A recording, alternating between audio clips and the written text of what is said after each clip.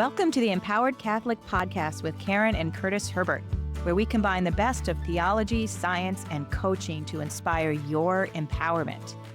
It's our mission to help you release the inner obstacles that are holding you back from embracing true Christian freedom so the power of the Holy Spirit can manifest in you.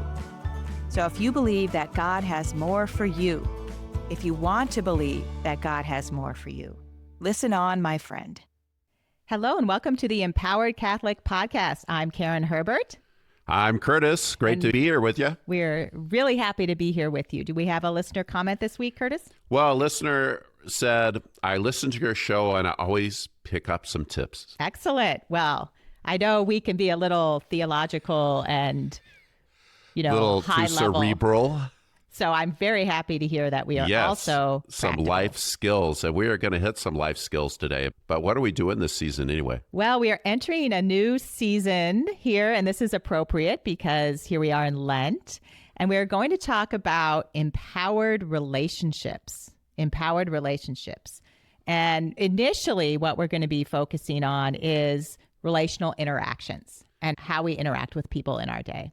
So you have to keep your battery charged up for your chatbot so you can have a powered relationship? Happily, no, we haven't got that far with technology yet. So yeah, that's right. we could have other kinds of power.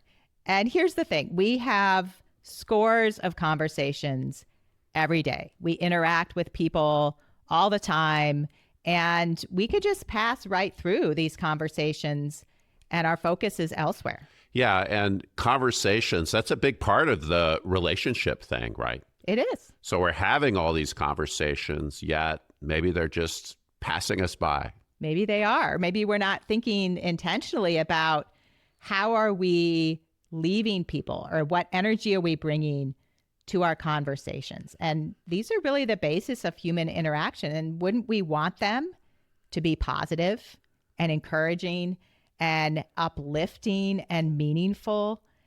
We really think we can transform our interactions with other people. Imagine what a difference it would make in our lives, in my life, to have good, positive conversations and conversations that are meaningful at the right time. Exactly. That could be transformational. That's a good word for this. And part of this is your energy. There's a lot of things that go into it, but we're going to talk today about a big skill, one of the hugest listening skills. If you want people to go deeper with you, if you want them to tell them what's on your mind, the people you meet, your friends, your kids, your spouse, then this is the skill for you to have. Yeah. And if you want people to leave interaction with you feeling uplifted and encouraged, this is key. Oh, for sure. That's right. Sure. I mean, have you ever felt like you're talking to someone and maybe they aren't really listening to you or getting you, or you're just not feeling supported and encouraged? You know? Totally. I mean, I'm trying to tell them something and they're just not listening to me, and it's frustrating. Yeah, and it really stymies the interaction going deeper and having more meaning. And one of the reasons is they're not giving you the right signals that they've heard you. Right. They've heard what you're saying.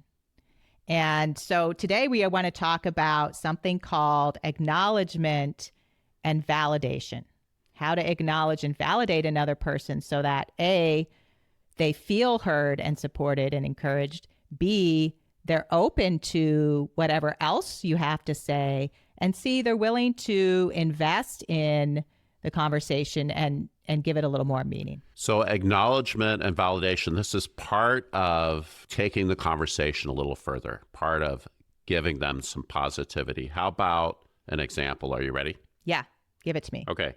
Here's a guy, he's talking to his man friends at the kids' high school basketball game. They're all watching their kids. And he's telling, man, I'm looking for some programming work. Like, I'm so frustrated. I don't know. I'm going to have to move or something. This is not going well. And I can't believe the economy right now. It just stinks. Yeah. Yeah. So I could say something like, don't worry. I mean, programming It's going to recover. This is just a business cycle. Just wait it out. Something's going to come around. Oh, yeah. But I mean, man, I'm sending in all these resumes. I don't even know if those are real jobs. And I get a couple interviews, a couple Zooms. I'm totally getting ghosted. There's no feedback. I don't know what's wrong with these people. Yeah, it's all about the person-to-person networking. What do you do for that? I go to a couple events a year. I build my network because you just never know, right? Yeah, well, look, with the family and choosing, am I going to spend the money on the vacation, invest in the kids, or going to invest in networking? It's not so easy, right? Oh, you got to invest in your network. You just got to do it. Okay. Are you feeling encouraged and supported? Yeah, let's end the conversation there. So here I am. Man, I'm looking for work. That is so difficult. It's hard. And I'm just getting, I don't know, advice and platitudes. And so what do you really need? Well, I think what I really need is a little validation, a little encouragement. Yeah. I don't necessarily need advice. Maybe I do, maybe I don't. Yet this group of guys they don't know what I'm doing for networking. They really know very little about my situation, but here they are. They're telling me all this stuff, or, well, this is what I do, and this is why it works for me, or, well, programming, it's a solid skill. It's going to come around. Don't worry. Yeah. If I'm really looking to create a positive and uplifting interaction with you, I'm going to take some time to really appreciate your experience and make you feel like I'm walking with you in this tough experience. And I want to build you up a little bit. So it might look like saying something like, wow, that is so hard. It sounds like a really discouraging place to be. What's going on for you? Well, I had this great job for the last few years, but we lost a big contract at the company and they just shut down a whole wing. So here I am hitting the streets with all my coworkers. Oh, that's a real grind, man. That's tough. Yeah, it stinks, man. Yeah. So do you see how this conversation is going a little different direction here? I'm able to really connect with how he's having a tough experience. If I want to come back around at some point in the conversation and ask permission to share my own experience, that's fine. But first, this guy just needs to be validated. Right. So this is one of the big things that comes up is we are so ready to give our advice. We're so ready to share our experience that we don't stop. We don't go to first base. We don't pass go, letting this person know that, hey, I hear you. I feel you. Yeah. And then taking the conversation forward from there in a direction that's, working for everybody. Yeah. And asking those curious questions that are open-ended that let the person sort of, share what they're experiencing without putting our own layer on it and assuming that we have the exact same experience. So here's an example that I noticed coming up for me recently. I've got a young adult. They're graduating from college and they just have a lot of anxiety about getting a job and the job market and how to move forward and be independent. And they're in this big transition. And I do find myself wanting to say, oh my gosh, look, just don't stress out. You're young. You have all the time in the world. Something's going to turn up. Part of me wants to be like from, my ancient wise place in life. Lighten up, calm down. You can do a lot of things. I remember getting my first job. Boy, that took a long time. Yeah, exactly. Don't worry. And I sort of recognized this. I was thinking, no, yeah, I do want this kid to lighten up a little bit and just enjoy life where they're at. But I got to validate that they are stressed and anxious. They want to use their education. They want to move out and have their own life and get a foundation going. And so I really had to change my approach and spend some time validating their experience. And without the validation, the most likely thing is you're going to shut down that conversation. Right. So, oh, you're young. Don't worry. That's great, Mom. Yeah. What's for dinner? Yeah. Of course, as parents, we want to offer our suggestions and our relationships and introduce them to people and tell them what they could do. But there has to be an openness that never goes anywhere if there's not an openness on the other end. And validation, when you feel heard, it just opens you up in a new kind of way to the conversation. Well, it's hard. It's hard as a parent because, you can see things that they could be doing. Yeah. Things that they are not doing and things they should stop doing right now because it's making it worse. Yeah. And they're getting frustrated. And so here I am. Maybe I'm rolling my eyes or it's the tone of voice. And they can tell, oh, yeah, they don't like that I do X. And here we go again. Mm-hmm. And we're not acknowledging their situation. And it's because we do have a lot of good advice and they need our help, even if it's hard for them to accept it sometimes because they want to be independent. They want to get on with their lives. But what's really important is we have positive interactions. Without positive interactions, we're really stressing that relationship. It's a very different mindset to go into a conversation and think, how can I have this person leave this interaction feeling validated and positive? What could I do? What could I say? And sometimes a validation, it doesn't have to be a long conversation. You're just saying one or two things so the person feels heard.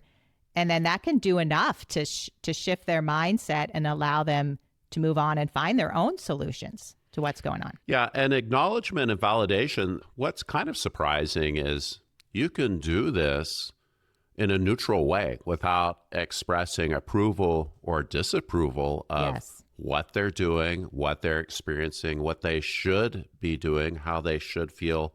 Instead, we're simply acknowledging what's happening. Yeah, and we don't have to agree with their perspective to say, wow, it sounds like this is what you're experiencing and this is how you're feeling about it.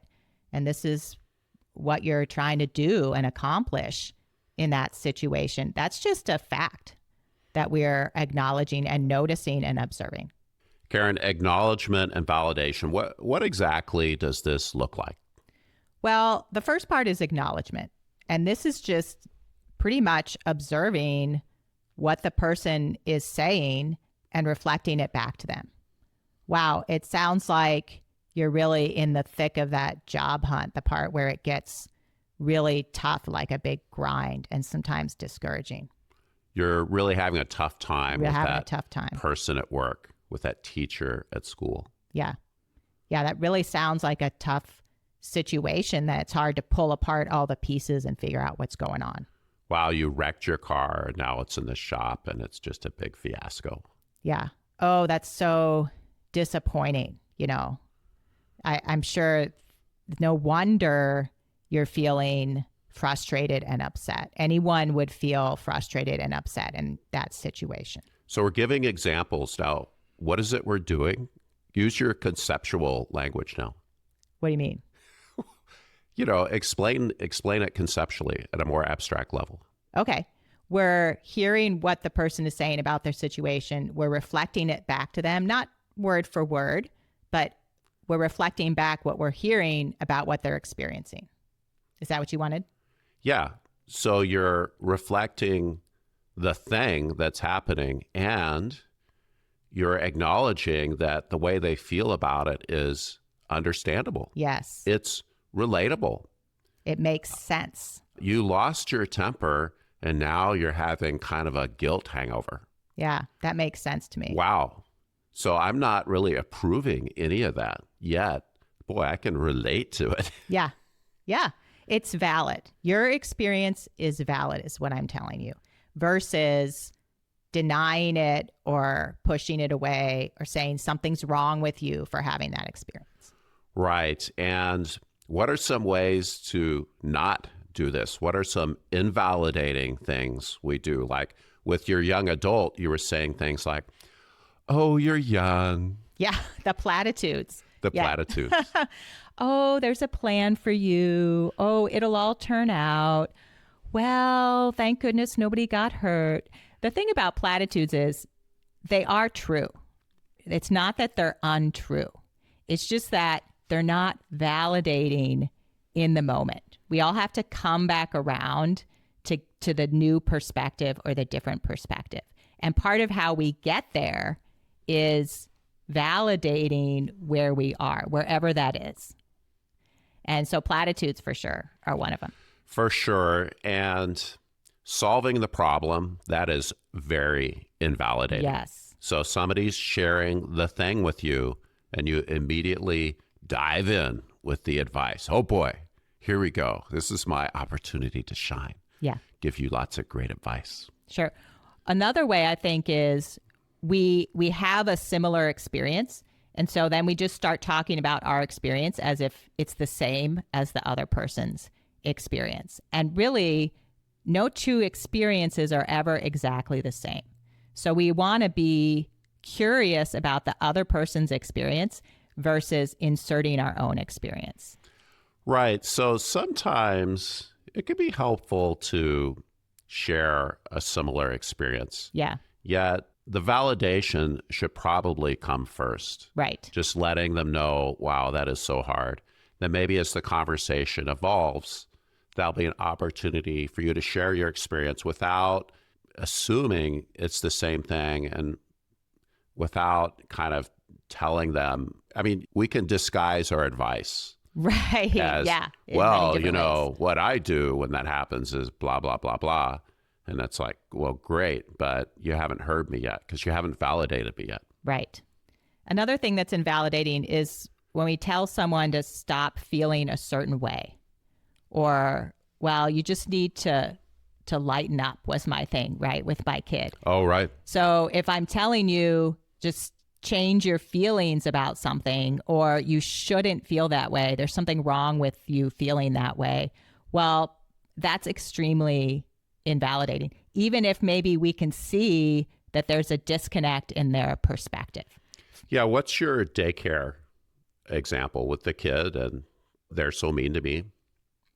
The example where the kid wanted everybody to do their thing. Yes, as a youngish kid. Yeah, a youngish kid wanted everybody to do their thing.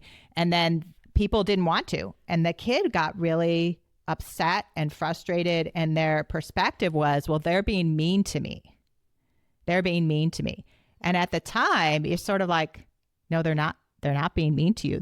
They just want to do something else and not be controlled.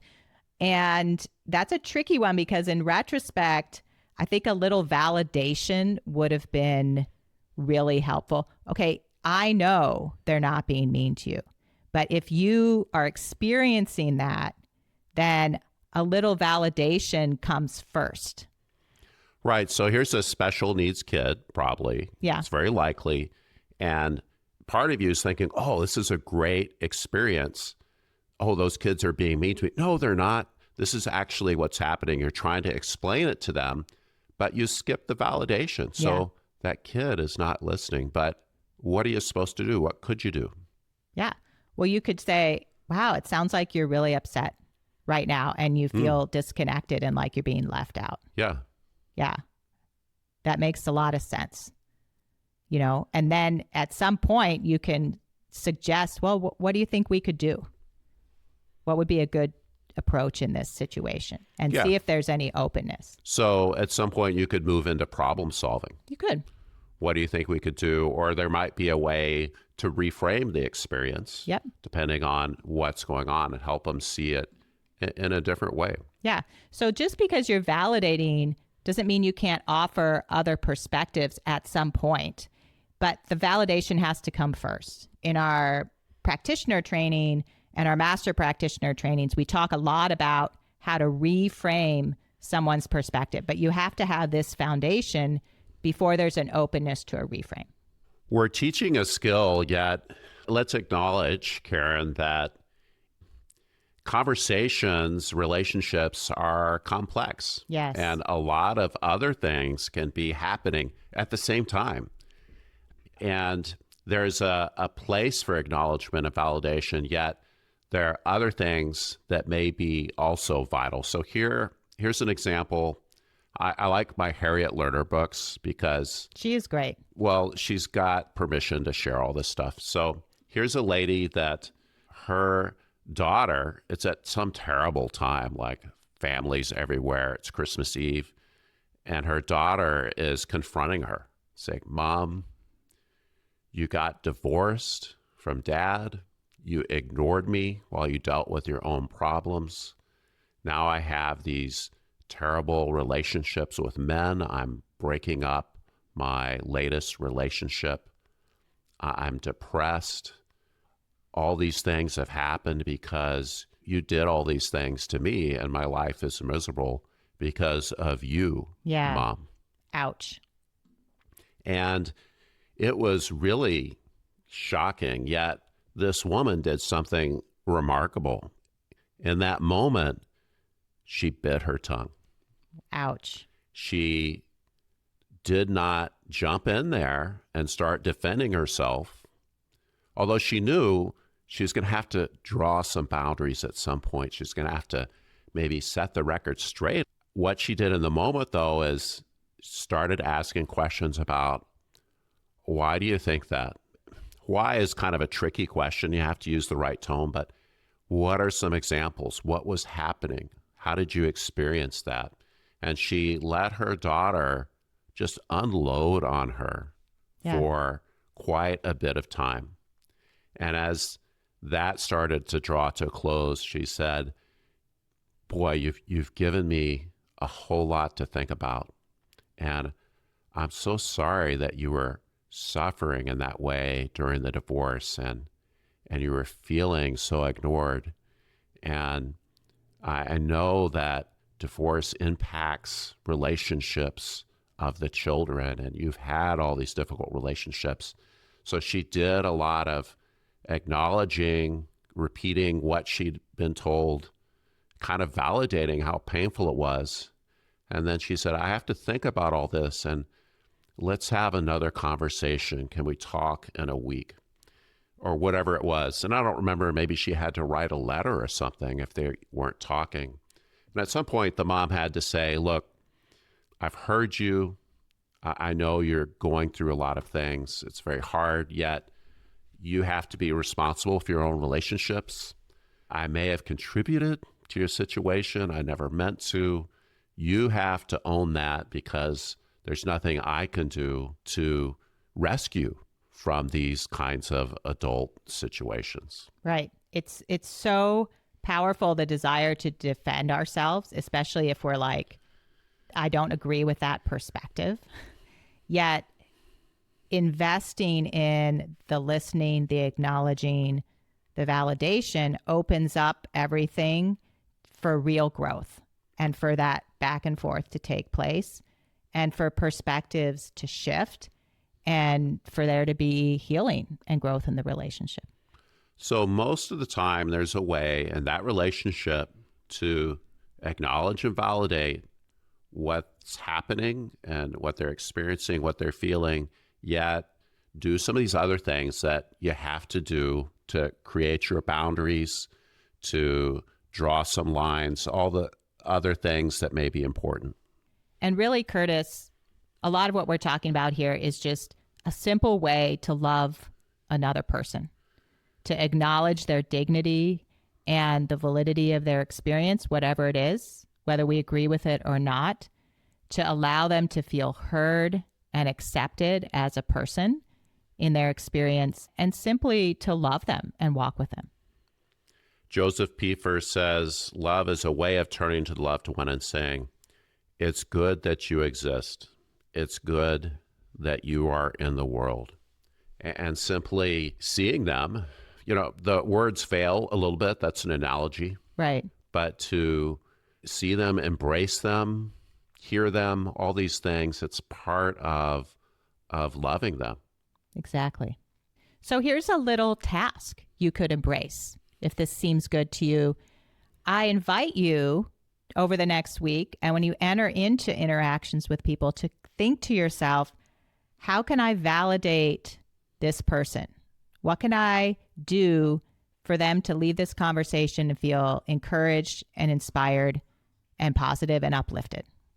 That's so powerful, Karen. And how would that be for a Lenten resolution? How would it be? That would be huge. I'm already feeling like I need to start doing that right here at home. Yes. And wouldn't you like that? Yes, I would love that. Yet it would behoove me to respond in the same way. So let's maybe do that. And I encourage our listeners to do that. And I encourage them to join us. Consider investing a whole weekend in your empowerment. Ooh, think what that could do. Think what that could do. April 23 to 25th. It's 25 to 27. Good heavens. That's okay. That's what you have me for, right? April 25 to 27. That's our next empowerment weekend. And you can go to our website, empoweredcatholics.com. And there's a banner there. Just click on that. You can learn more information. You can sign up if you want. There's email contacts for Karen and me. Are you wondering, well, here's my situation. Is this something good to bring to the Empowerment Weekend? And here's a tip. You can choose any area of life you want. You really can. And we'll be there. We'll help you frame it up, get your mental, emotional release, get your new goals, get your new start, get your reset in that area of life. It's really easy to contact us through the website. So go to empoweredcatholics.com. We've had fantastic responses from our first weekend, and we would be delighted to share that transformation with you as well. We'll see you next week. Thank you for being here with us this week. Visit our website at empoweredcatholics.com to learn more about us. And remember, as Pope Francis says, God comes to break open everything that keeps you closed in.